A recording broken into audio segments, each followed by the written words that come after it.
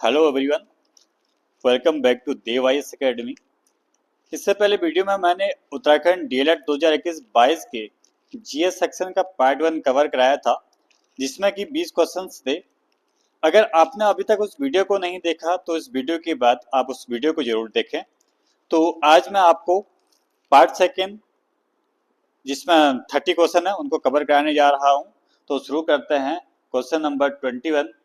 Question number 21 में है, निम्नलिखित में से कौन सा राष्ट्रीय एकता को बढ़ावा देता है और स्थानीय हस्तशिल्प तथा सांस्कृतिक गतिविधियों को समर्थन प्रदान करता है? उसके ऑप्शन है खेल, बी है सेवाएं, सी है राष्ट्रीय विरासत और चौथा है पर्यटन। तो इसका जो राइट आंसर है वो अपना है डी, यानी पर्यटन। पर्यटन ऐसा है जो राष्ट्रीय एकता को बढ़ावा देता है और स्थानीय हस्तशिल्प तथा सांस्कृतिक गतिविधियों को समर्थन करता है। तो इसका सही आंसर है डी। बात करते हैं क्वेश्चन नंबर 22। कांग्रेस द्वारा भारत की पूर्ण स्वतंत्रता के लक्ष्य की घोषणा किस अधिवेशन में की गई? इसके ऑप्शन है कलकत्ता अधिवेशन 1928, ऑप्शन बी है लाहौर अधिवेशन 1929, ऑप्शन सी है इलाहाबाद अधिवेशन 1930 और डी है इनमें से कोई नहीं। तो इसको देखते हैं डिटेल पे।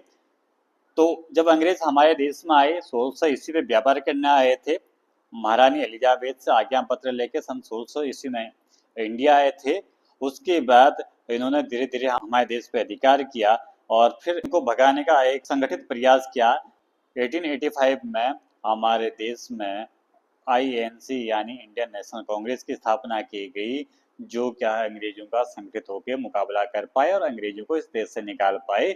1885 के बाद ही आईएनसी यानी भारतीय राष्ट्रीय कांग्रेस की हर साल दिसंबर में मीटिंग होती थी, जिसमें से आगे के प्रोग्राम तय किए जाते थे। उसी के क्रम पे हर साल दिसंबर पे भारतीय राष्ट्रीय कांग्रेस यानी आईएनसी के वार्षिक अधिवेशन हुआ करते थे। 1929 का अधिवेशन हुआ, वो लाहौर में हुआ, इसलिए इसको लाहौर अधिवेशन कहा जाता है।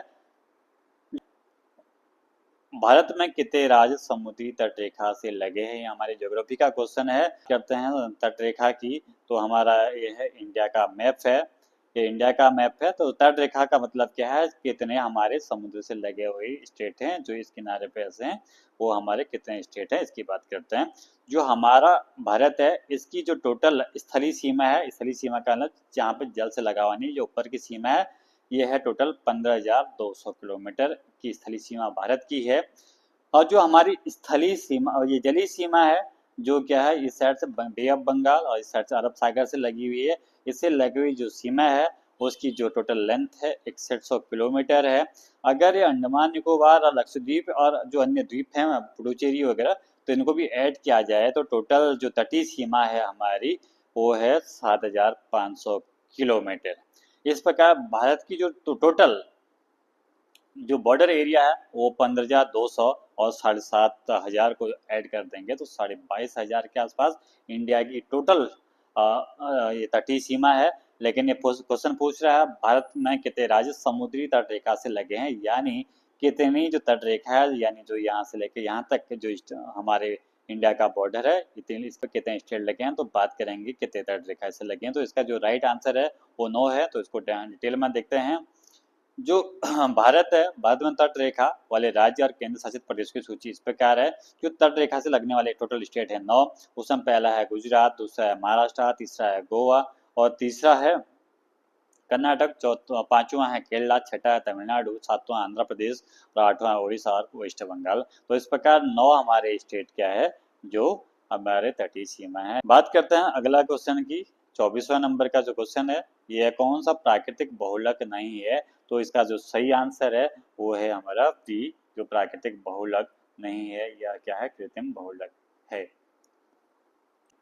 अगला क्वेश्चन है 25वां, जिसमें लिखा है कंप्यूटर में निम्न में से कौन उच्च स्तरीय भाषा को मशीनी भाषा में बदलता है, या कौन सी लैंग्वेज क्या हाई लेवल लैंग्वेज को मशीनी लैंग्वेज में चेंज करता है? तो इसका जो राइट आंसर है वो है 26 सी, यानी कंपाइलर। बात करते हैं अगले क्वेश्चन की, वो है 26वां। इसमें लिखा है राज्य लोक सेवा आयोग के अध्यक्ष की नियुक्ति किसके द्वारा की जाती है? इसका पहला ऑप्शन है राज्य के मुख्यमंत्री द्वारा, ऑप्शन बी है भारत के राष्ट्रपति द्वारा, ऑप्शन सी है राज्य के राज्यपाल द्वारा, और डी है संघ लोक सेवा आयोग के अध्यक्ष द्वारा। तो इसका जो सही आंसर है जिसके बारे में बात करते हैं, जो हमारा स्टेट के राज्य लोक सेवा आयोग होते हैं, जो राज्य लोक सेवा आयोग होते हैं, इनकी नियुक्ति का उल्लेख आर्टिकल 316 में किया गया है। और राज्य लोक सेवा आयोग के जो अध्यक्ष हैं और जो सदस्य हैं, इनकी जो अपॉइंटमेंट होती है, जो नियुक्ति होती है, वो राज्यपाल के द्वारा की जाती है। लेकिन ध्यान रखना, जो राज्य लोक सेवा आयोग है, इनको अपॉइंट तो कौन राज्य का राज्यपाल करता है, लेकिन इनको हटाता कौन है, भारत के राष्ट्रपति इनको हटाते हैं। अगला क्वेश्चन है, प्रायद्वीपीय भारत की सबसे लंबी नदी कौन सी है? तो इसमें पहला ऑप्शन है कृष्णा नदी, ऑप्शन बी है महानदी, तीसरा है नर्मदा नदी, और ऑप्शन डी है गोदावरी नदी। तो इसका जो राइट आंसर है वो डी है। तो प्रायद्वीपीय भारत की सबसे लंबी नदी कौन सी है? तो इसका आंसर डी है। बात करते हैं कैसे डी है। तो प्रायद्वीप किसे कहते हैं, सबसे पहले जानते हैं प्रायद्वीप किसे कहेंगे। जो वो भूखंड जो तीन ओर से क्या है, समुद्र से लगा हुआ है, यहाँ से क्या बे ऑफ बंगाल से लगा हुआ है, और यहाँ से अरब सागर से लगा है। तो इंडिया का ईस्ट साइड भी क्या है, समुद्र से लगा है, वेस्ट भी लगा है, और साउथ का पोर्शन भी क्या है, वहाँ समुद्र से लगा है। तो इंडिया का जो साउथ का पोर्शन है वो प्रायद्वीपीय है, पेनिनसुलर है। तो जो पेनिनसुलर रीजन है इंडिया का, वहाँ की सबसे लंबी नदी कौन सा, गोदावरी है। बात करते हैं अगले क्वेश्चन की, क्वेश्चन नंबर 28। उस पर लिखा है कि निम्नलिखित में से कौन एक भारतीय रिजर्व बैंक का कार्य नहीं है, यानी आरबीआई का काम क्या नहीं है। तो पहला है करेंसी का विनियमन, दूसरा है विदेशी व्यापार का नियमन, सी है साख का नियमन, और डी है देश के विदेशी विनिमय कोषों की रखवाली। तो इसका जो सही आंसर है यानी बी विदेशी व्यापार का विनियमन, यानी कि जो विदेशी व्यापार का विनियमन है ये आरबीआई का काम नहीं है, ये हमारा विदेश विभाग करेगा। ठीक है, बात करते हैं अगले क्वेश्चन की 29 की। इस पे लिखा गया कि मानव विकास रिपोर्ट यानी ह्यूमन डेवलपमेंट इंडेक्स निम्न में से किस संस्था द्वारा प्रकाशित की जाती है। मानव विकास रिपोर्ट एसडीआई निम्नलिखित में से किस संस्था द्वारा प्रकाशित की जाती है। पहला है ऑप्शन है यूएनडीपी, दूसरा ऑप्शन है यूनेस्को, तीसरा है विश्व बैंक, और चौथा है आईएमएफ। तो इसका जो सही आंसर है यूएनडीपी। यूएनडीपी क्या है, हर साल एसडीआई रिपोर्ट जारी करता है। तो इसके बारे में डेप्थ हम बात करते हैं। एसडीआई का जो प्रकाशन है वो यूएनडीपी द्वारा किया जाता है। एसडीआई क्या है, मानव विकास की जो माप के लिए एक व्यापक सूचकांक है कि मानव का विकास कितना हो गया, इसके लिए एक व्यापक सूचकांक क्या है, एसडीआई है। इसको मुख्य रूप से 3 कारकों पर आधारित है, 3 बेसों पे पैरामीटर पे क्या एसडीआई की गणना की जाती है। पहला है लाइफ एक्सपेक्टेंसी, और दूसरा है एजुकेशन लेवल, और तीसरा है आय इनकम। बात करते हैं अगले क्वेश्चन की। तो अगला क्वेश्चन है एलपीजी का जो मुख्य घटक क्या है। तो इसका जो ऑप्शन है हाइड्रोजन है, मीथेन है, ब्यूटेन है, कार्बन डाइऑक्साइड है। तो इसका जो सही आंसर है वो ब्यूटेन है। 31 हमारे जलमंडल का सबसे बड़ा भाग कौन है। तो हमारे जलमंडल का सबसे बड़ा भाग है, हमारा जो पूरा अर्थ है उसके क्या है 29% पे क्या है हमारा स्थल मंडल है। स्थल मंडल यानी 7 महाद्वीप हैं, और 71% पे क्या है हमारे महासागर यानी जल मंडल है। ठीक है, तो 71% पे क्या हमारा जल मंडल है, और 29 पे क्या है स्थल मंडल है। 71% पे क्या हमारा जल है, इसलिए आसमान से देखेंगे तो पूरा क्या हमारा जो अर्थ है वो नीला कलर का दिखाई देता है, क्योंकि यहाँ पानी की अधिकता है। और जो 5 महासागर हैं उसमें से भी क्या है सबसे बड़ा जो महासागर, सबसे गहरा और सबसे बड़ा जो महासागर है वो प्रशांत महासागर है, इसलिए इसका आंसर हो जाएगा प्रशांत महासागर। हमारे जलमंडल का सबसे बड़ा भाग कौन है, प्रशांत महासागर है, जो क्या है टोटल जो हमारा महाद्वीप है उस टोटल अर्थ का 1/3 केवल प्रशांत महासागर है। तो अगला क्वेश्चन है 32। इसमें पूछा है सर्वेंट्स ऑफ इंडिया सोसाइटी के संस्थापक कौन थे। तो इस पहला ऑप्शन है सरोजिनी नायडू, ऑप्शन बी है जेएल नेहरू, ऑप्शन सी है महात्मा गांधी, और ऑप्शन डी है गोपाल कृष्ण गोखले। तो इसका जो सही आंसर है गोपाल कृष्ण गोखले है। बात करते हैं ये सर्वेंट्स ऑफ इंडिया सोसाइटी के बारे में। तो सर्वेंट्स ऑफ इंडिया सोसाइटी की स्थापना गोपाल कृष्ण गोखले ने 1905 में की थी। सर्वेंट्स ऑफ इंडिया सोसाइटी का जो मुख्य उद्देश्य था वो भारतीय जनता की सेवा करना था, शिक्षा का प्रसारित करना था और सामाजिक सुधारों को बढ़ावा देना था। अगले क्वेश्चन से की, तो मौर्य काल में शिक्षा ग्रहण करने का सर्वाधिक जो प्रसिद्ध केंद्र था वो कौन था? जो मौर्य काल था उसके समय पे शिक्षा का प्रसिद्ध केंद्र नालंदा विश्वविद्यालय था।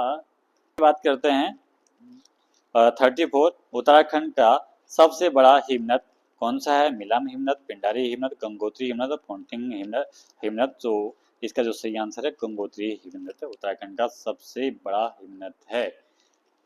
अगले क्वेश्चन की बात करते हैं 35 की, उसमें लिखा गया है G20 शिखर सम्मेलन के संदर्भ में कौन सा कथन सही है? पहला ऑप्शन है G20 की स्थापना 2003 पे हुई थी। अगला जो स्टेटमेंट है G20 एक अंतर सरकारी मंच है जिसमें 19 देश और यूरोपियन संघ है, EU है। और तीसरा जो ऑप्शन है G20 नेताओं का शिखर जो सम्मेलन था राज्य सरकार के प्रमुख के स्तर पर 9 सितंबर 2023 को दिल्ली में आयोजित किया होना प्रस्तावित था। तो इसका जो सही आंसर है G20 की जो स्थापना 2003 में ना होकर 1999 में हुई थी, इसलिए इसका पहला जो स्टेटमेंट है वो गलत है। तो इसका 2 और 3 यानी कि बी वाला ऑप्शन आंसर इसका रहेगा। तो 35 का आंसर है बी। तो बात करते हैं G20 के बारे में।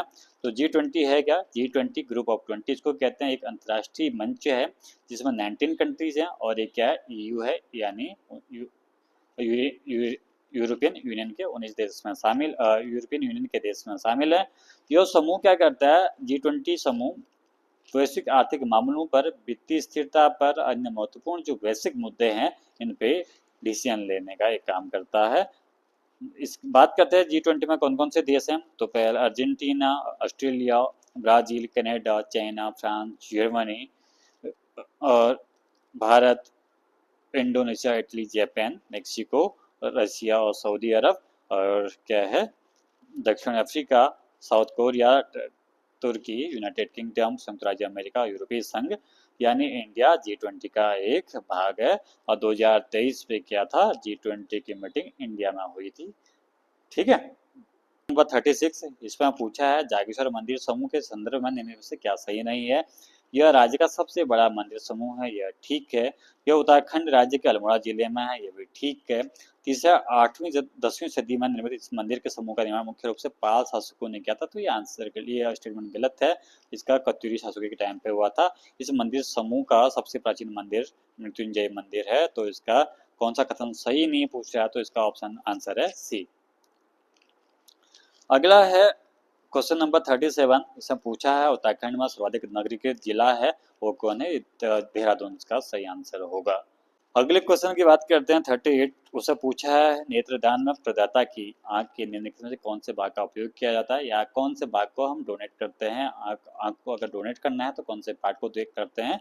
तो इसका आंसर है ऑप्शन सी, यानी कॉर्निया को। अगला क्वेश्चन है 39, पूछा है इसमें सिकंदर के हमले के समय उत्तर भारत पर निम्नलिखित राजवंश में से किसका शासन था? तो इसका आंसर है ए, नंदवंश।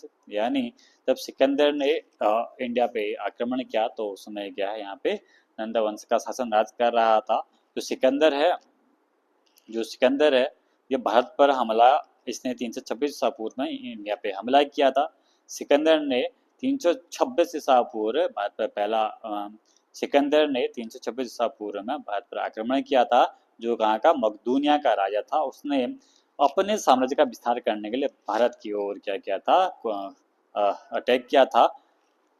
अगला क्वेश्चन है 1943 में जो आज़ाद हिंद फौज अस्तित्व में आई तो ये कहाँ पर आई? इसका जो सही ऑप्शन है जापान में, बर्मा में, सिंगापुर और जर्मनी में। तो इसका जो सही आंसर है ऑप्शन नंबर सी, सिंगापुर में।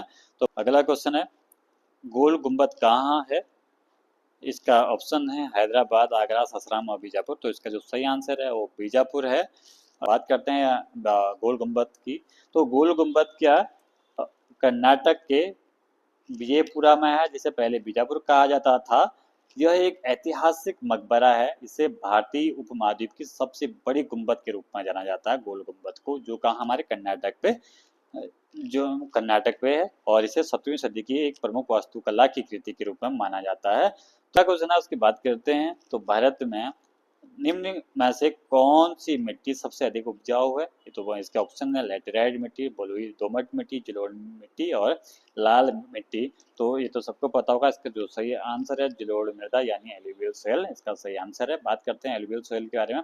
भारत में सबसे अधिक जो एलुवियल सॉइल है उत्तर भारत के गंगा और यमुना नदियों के मैदानों में पाई जाती है। यानी उत्तर भारत में जो नदियां आती हैं गंगा और यमुना अपने स्थान क्या है हिमालय से अवसाद या निक्षेप जल अवसाद या निक्षेप लेके आती हैं, जिसको क्या है मैदानी इलाकों में जमा कर देती हैं, जिससे यहाँ की क्या है उपजाऊ क्षमता बहुत ज़्यादा है। यहाँ पे क्या फसल का प्रोडक्शन बहुत ज़्यादा होता है। विशेष रूप से पंजाब में, हरियाणा में, यूपी और बिहार और असम जैसे राज्यों में यह हमारी दोमट मिट्टी बहुत जलोढ़ मृदा बहुत ज़्यादा मात्रा में पाई जाती है। बात करते हैं अगले क्वेश्चन की। अगला क्वेश्चन है निम्न में से कौन सूर्य से आने वाली जो अल्ट्रा वायलेट जो रेज हैं या पराबैंगनी जो किरण है इनको अवशोषित करता है? तो आपने पढ़ा होगा जो हमारा अर्थ है इसके बाहर क्या है वायुमंडल की 5 परतें हैं। सबसे नीचे सौर मंडल है, उसके ऊपर समताप मंडल है, उसके ऊपर मध्य मंडल है, उसके ऊपर कौन है आयन मंडल है, उसके ऊपर बाह्य मंडल है। तो हमारे सूर्य से आने वाली जो रेज होती हैं डायरेक्ट क्या है हमारे अर्थ पे नहीं पहुंच पाती। अगर अर्थ पे पहुंचेंगे तो हमारे क्या त्वचा कैंसर या मोतियाबिंद जैसी अन्य बीमारियां हो सकती हैं। इसलिए हमारी जो समताप मंडल है पृथ्वी के बाद सौर मंडल के ऊपर समताप मंडल है, समताप मंडल पे एक हल्की सी क्या है ओजोन की लेयर पाई जाती है जो सूर्य से आने वाली हानिकारक पराबैंगनी किरणों को अवशोषित कर लेती है। तो इसका जो सही आंसर होगा ऑप्शन नंबर सी यानी ओजोन परत। बात करते हैं अगले क्वेश्चन की। क्वेश्चन है 44 निम्न में से कौन एक ऑपरेटिंग सिस्टम नहीं है? तो इसका जो सही आंसर है सी जावा क्या है एक लैंग्वेज है ना कि ऑपरेटिंग सिस्टम है। तो इसका आंसर है सी। अगले क्वेश्चन की बात करते हैं 45। इस पर पूछा है प्रांतों में द्वैध शासन प्रणाली किस अधिनियम के अंतर्गत लागू की गई थी? भारत परिषद अधिनियम 1909, ऑप्शन बी है भारत शासन अधिनियम 1919, तीसरा है भारत शासन अधिनियम 1935 और डी है कोई नहीं। तो इसका जो सही आंसर है ऑप्शन नंबर बी भारत शासन अधिनियम 1919। इसके द्वारा क्या किया था प्रांतों में द्वैध शासन लागू किया गया था, जबकि 1935 के एक्ट के द्वारा क्या किया था कि राज्यों से हटा के केंद्र में द्वैध शासन को शुरू कर दिया गया था। बात करते हैं नेक्स्ट क्वेश्चन की। तो नेक्स्ट क्वेश्चन में पूछा गया महात्मा गांधी को सर्वप्रथम राष्ट्रपिता किसने कहा? JL नेहरू, वल्लभ भाई पटेल, सी राजगोपालाचारी और डी सुभाष चंद्र बोस। तो इसका जो सही आंसर है सुभाष चंद्र बोस ने सर्वप्रथम महात्मा गांधी को राष्ट्रपिता की संज्ञा दी। ठीक है, बात करते हैं अगले क्वेश्चन की। लिखित का सही का अनुक्रम क्या होगा? पहला है वुड का एजुकेशन डिस्पैच, वो इसको डिस्पैच भी कहते हैं। दूसरा है माले का मिंट ऑन एजुकेशन और तीसरा स्टेटमेंट में लिखा है दी सार्जेंट एजुकेशन रिपोर्ट और चौथा है हंटर के मिशन। तो इसका क्रम हमें बताना है कि कौन क्रम सबसे पहले आया फिर उसके बाद कौन आया फिर उसके बाद कौन सा आया। तो वुड जो डिस्पैच आया ये आया था 1854 पे। जो वुड डिस्पैच आया ये आया 1854 पे, 54 पे वुड डिस्पैच आया। मैकाले का मिंट ऑन एजुकेशन आया था 1835 पे। सार्जेंट रिपोर्ट आई थी 1944 पे, 1944 पे सार्जेंट रिपोर्ट आई थी। और उसके बाद जो हमारा हंटर कमीशन आया था 1882 पे आया था। इन रिपोर्ट को रद्द दो इन डेट्स को।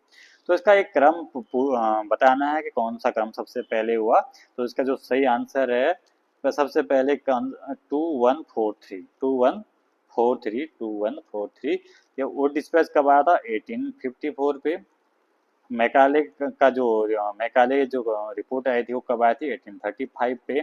सार्जेंट रिपोर्ट कब आई थी 1944 पे और अपना हंटर कमीशन 1882 पे। तो इसका जो सही आंसर है ऑप्शन नंबर ए 2143।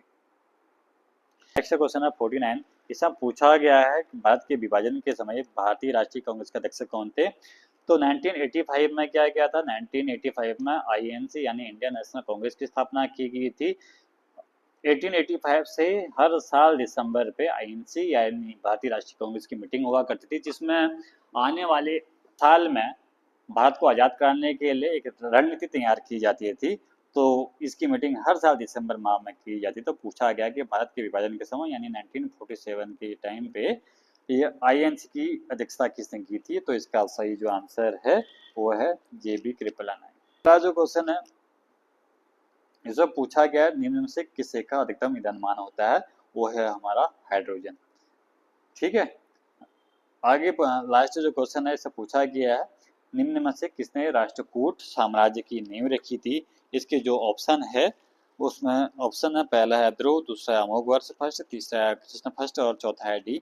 तो जो राष्ट्रकूट राजवंश था इसकी जो स्थापना की थी वो दंती दुर्ग ने की थी। और दूसरा जो वंश था या साम्राज्य था, इनकी जो राजधानी थी वो क्या थी, मानेकखेड़ थी। इनकी राजधानी मानेकखेड़ थी।